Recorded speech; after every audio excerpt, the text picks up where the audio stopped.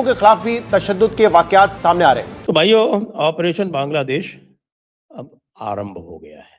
BSF ने border पर इनका इलाज शुरू कर दिया है। 2 आतंकी भारत में घुस रहे थे, सेना ने उन्हें 72 गुरों के पास पहुंचा दिया है। तो बांग्लादेश को आर्मी के हवाले कर दिया गया। ये बिल्कुल वैसी सूरत हाल है जब शेख हसीना की गवर्नमेंट का तख्ता पलट हुआ था। हम ये भी देखते हैं कि बांग्लादेश के हालात जो हैं वो मोहम्मद यूनुस साहब के आने के बाद खराब से खराबतर होते चले जा रहे हैं। पर भारत ने एक बड़ा एक्शन ले लिया है।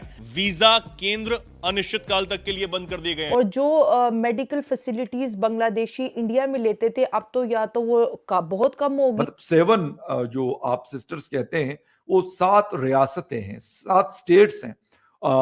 मतलब इस तरह का किसी पॉलिटिकल लीडर का कहना तो अगर कोई एक आम बांग्लादेश का रहने वाला कहता तो शायद एक अलग बात थी। इंडियन आर्मी के द्वारा फाइनली इस चीज को लेकर जवाबी कार्रवाई करनी शुरू कर दी गई है। मिजोरम के स्टेट में इंडियन आर्मी के द्वारा एक नए बेस को एक्टिवेट करे जाने की रिपोर्ट्स सामने आ रही हैं। जनरल आसिम मुनीर साहब बहुत बड़ी मुसीबत में पड़ गए बिकॉज डोनाल्ड ट्रंप के साथ उन्होंने बहुत ज़्यादा अहद व पैमान कर लिए थे, बहुत वादे कर लिए थे, बहुत ज़्यादा उन्होंने उनकी तारीफें कर ली, बहुत ज़्यादा ओवर प्रॉमिस कर लिया था।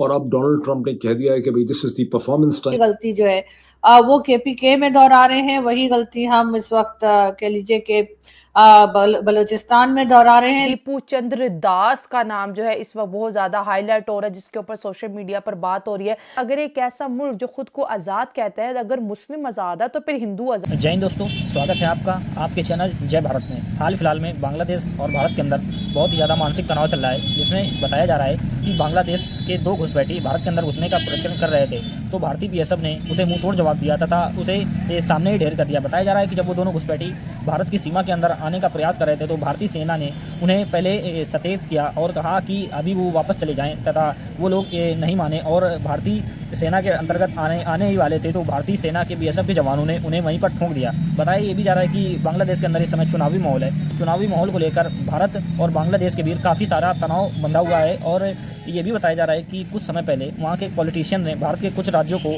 अपने हिस्से में दिखाकर भारत का विरोध किया था। को लेकर बड़ी खबर सामने आई है।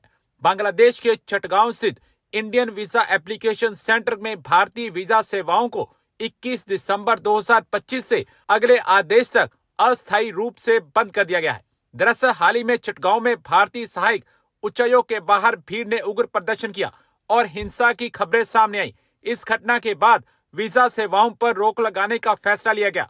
अब हालात की समीक्षा के बाद ही सेवाएं बहाल होंगी।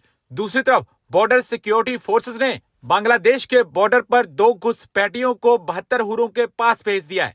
दरअसल ये घुसपैठिए भारत में दाखिल होने की कोशिश कर रहे थे और बीएसएफ ने तुरंत एक्शन लेते हुए इन्हें वहीं ठोक दिया। भारत अब बांग्लादेश पर कड़े कदम उठाना शुरू हो गया है। अधिकारियों के मुताबिक वीजा की सेवाएं बंद होने का फैसला चटगांव में स्थित भारतीय सहायक उच्चायोग में हाल ही में हुई सुरक्षा घटना के बाद लिया गया। दीपू चंद्र दास का नाम जो है इस वक्त बहुत ज्यादा हाईलाइट हो रहा है, जिसके ऊपर सोशल मीडिया पर बात हो रही है। तो दोस्तों आज की वीडियो का आगाज करते हैं और डिटेल में बात करते हैं। सारा का सारा जो मुद्दा है बांग्लादेशी हिंदुओं पर क्यों डाला जाता है, क्या ये कोई साजिश के तहत हो रहा है या कोई तीसरी ऐसी कोई शख्सियत या कोई ऐसी पार्टी मौजूद है जो इन तमाम सिचुएशन से या ऐसे हालात क्रिएट करके कुछ अपना फायदा हासिल करना चाहती है। इस वक्त इंडिया की अगर बात करें तो दोस्तों वहां पर बात ये हो रही है कि दीपू चंद्र दास नामी एक हिंदू है जिसको मॉब लिंचिंग किया जाता है और ब्लास्फेमी के नाम पर उसको सबसे पहले तो कहते हैं ना कि बहुत बुरा बिहेव जैसे होता है कि टांगे और इस तरह के मतलब कि फिजिकल पनिशमेंट उसको किया जाता है और जिसमें उस बेचारे की जान चली जाती है और उसके बाद जी उसकी लाश को एक मोटरवे के किनारे वहाँ पर उसको जला दिया जाता है और जितने भी वहाँ क्राउड होता है बड़े शौक से वीडियो बनाते हैं, जो कि रेडिकलाइजेशन की मैं कहती हूँ कि सबसे वर्स्ट एग्जांपल है। इस्लामिक रेडिकलाइजेशन पे भी हम बात करेंगे कि जब से शेख हसीना का तख्ता पलट हुआ है तो ये एक्सट्रीमिज्म वहाँ पर काफ़ी ज़्यादा देखने को मिली है। 7 जो आप सिस्टर्स कहते हैं वो 7 रियासतें हैं, 7 स्टेट्स हैं। मतलब इस तरह उसके साथ मतलब मेरे ख्याल में जो चीज़ें नज़र आ रही है बांग्लादेश की सोसाइटी, बांग्लादेश के लोगों को मेरे ख्याल में मतलब ये जुल्म नहीं करना चाहिए। आपस के मामलात आपके हैं, अगर उस्मान हादी को जिन्होंने मारा, तो हुकूमत को उसको इन्वेस्टिगेट करना चाहिए। इंडिया का नाम ले रहे तो इसका क्या मतलब? अगर आप इंडिया के ऊपर ये इल्ज़ाम लगाते हैं फॉर एग्जांपल, तो इसका एक मतलब जो हिंदू रिलीजन को फॉलो करने वाला कोई भी शख्स है उससे उसका क्या ताल्लुक है? कि मतलब आप जाकर मतलब एक बेचारे निहत्ते शख्स के ऊपर, किसी निहत्ते फैमिली के ऊपर आप अपना गुस्सा निकालते हैं, उसकी जान लेते हैं, उसके उसके घर बार कारोबार को नुकसान पहुंचाते हैं, तबाह बर्बाद करते हैं, आप जला देते हैं। मेरे ख्याल में ये चीज़ें कहीं पे भी एक्सेप्टेबल नहीं है।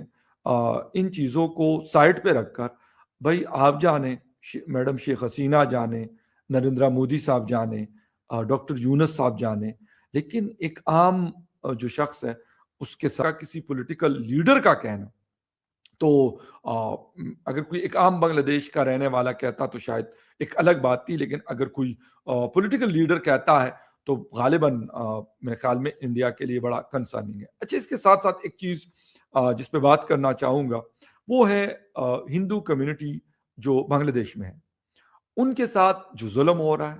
मेरे ख्याल में बांग्लादेश हुकूमत को, बांग्लादेश के लोगों को ये गलत है भाई, आपका इंडिया के साथ मामला है। हिंदू एक शख्स अगर उसका रिलीजन हिंदुइज्म है तो इसका ये मतलब कतन नहीं है कि आप उसको मतलब जोड़ दें इंडियन हुकूमत की किसी पॉलिसी के साथ। अगर वो इंडिया में रहने वाला शख्स है तब भी आप नहीं जोड़ सकते। उसकी वजह यह कि गवर्नमेंट लेवल पाकिस्तान में गवर्नमेंट कुछ कहती है लेकिन अवाम कुछ और चाहती है। क्या ऐसा नहीं है? ये मतलब एक बहुत बड़ा डिफरेंस अब यहाँ पे मौजूद है। यहाँ पर मतलब डंडे का कानून लागू किया गया है लेकिन अवाम आज भी इमरान खान जिंदाबाद के नारे लगाते हैं, तो इसका क्या मतलब है? इसी तरीके से अगर कोई शख्स हिंदू ये जुल्म, ये ज्यादती मेरे ख्याल में किसी भी सूरत उसको न जस्टिफाई किया जा सकता और ना डिफेंड किया जा सकता, ना डिफेंड करने की जरूरत है, बल्कि इसके लिए मेरे ख्याल में अपने लोगों को सख्ती करनी चाहिए कि भाई आप मतलब ठीक है आप एहतजाज कर रहे हैं, पहले भी आपने एहतजाज किया, लेकिन इस एहतजाज का मतलब ये नहीं है कि आप किसी निहत्ते शख्स को उसके किसी रिलीजन की बेस पर आप उसकी जान लेते हैं। तो ये सारी चीज़ें इस वक्त देखने की ज़रूरत है, लेकिन मामलात काफ़ी गर्म है। देखते हैं कि आगे क्या होता है। गलती जो है वो केपीके में दोहरा रहे हैं, वही गलती हम इस वक्त कह लीजिए कि बलूचिस्तान में दोहरा रहे हैं। लेकिन ये समझने को तैयार नहीं है कि अगर जो कहा जाता है हमारे यहाँ कि जी पाकिस्तान 27 रमजान को बना था, पाकिस्तान टूट नहीं सकता, तो जी पाकिस्तान तो 50 साल पहले ही टूट चुका है, बल्कि 50 साल से भी ज्यादा हो गए पाकिस्तान को टूटे हुए। तो इसलिए ये बात करनी कि जी पाकिस्तान को तोड़ा नहीं जा सकता या टूट नहीं सकता क्योंकि जी 27 रमजान को बना था या रमजान में बना था, इस तरह की बातें वही लोग करते हैं जो एक तरह का अपना कह लीजिए अपना झूठ का चूरन जो बेच रहे होते हैं। इसलिए कि पाकिस्तान को टूटे हुए 50 साल से ज्यादा हो चुके हैं, लेकिन हमने अपनी गलती से कुछ नहीं सीखा। इस वक्त बलूचिस्तान और केपीके में जो कुछ किया जा रहा है, कहने वाले कहते हैं कि ये उससे भी कहीं ज्यादा है जो कि बांग्लादेश के लोगों के साथ किया गया था, जिस तरह से उनको परेशान और तंग किया गया था, उससे कहीं ज्यादा इस वक्त बलूचिस्तान और केपीके के हालात जो हैं वो खराब हो चुके हैं। आई होप आपने वीडियो में एंजॉय किया होगा। तो ऐसे ही वीडियो देखने के लिए सब्सक्राइब कीजिए जय भारत चैनल को। हमारे चैनल पे आपको Pakistani reaction, Pakistani girls reaction, Pakistani media reaction, Pakistani funny reaction, Pakistani cricket update और पाकिस्तान की छोटी बड़ी न्यूज़ हमेशा मिलती रहेगी। मिलते हैं नेक्स्ट वीडियो में, जब तक के लिए जय हिंद जय भारत।